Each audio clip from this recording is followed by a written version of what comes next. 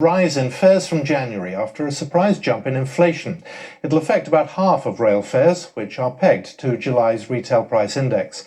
The Office for National Statistics said rising petrol prices and additional PPE costs helped contribute to the increase in prices.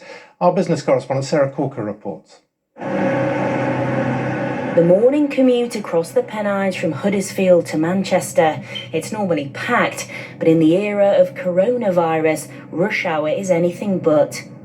Despite the slump in passenger numbers, rail fares are set to rise next year, angering some today. If the service was going to improve, I wouldn't have a problem with it. If the service is going to stay as bad as it is, then yeah, I don't think it's fair.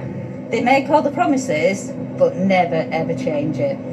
Never. And I've been getting on the train 25 years. I can't see us ever going back full time, especially not in the immediate future. I suppose that's subject to change depending on what happens with COVID. But at the minute it is just sort of 1-2 days a week, no pressure to sort of go in full time at all.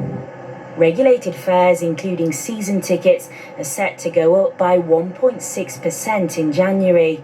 For Huddersfield to Manchester, that's an annual rise of £43 to £2,771 a year. For Brighton to London, it's up £80 to more than £5,000 a year.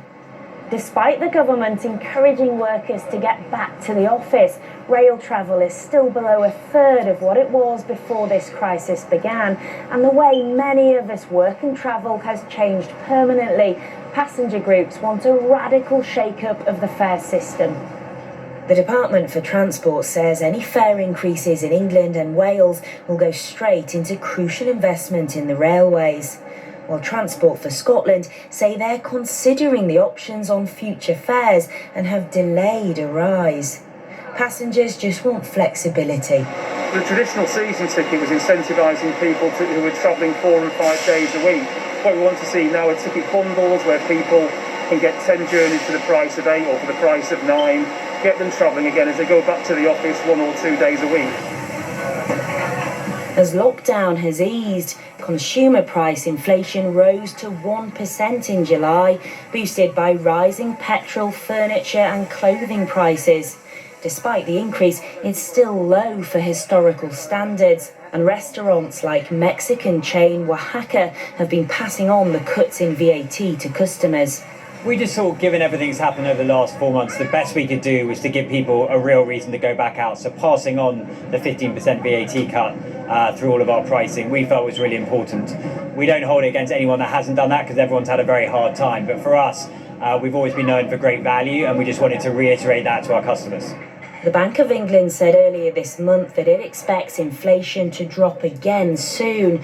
Good news for consumers, but tough times ahead for businesses weathering this economic storm. Sarah Corker, BBC News in Manchester. After the chaos surrounding A-level regrading, universities are warning that in some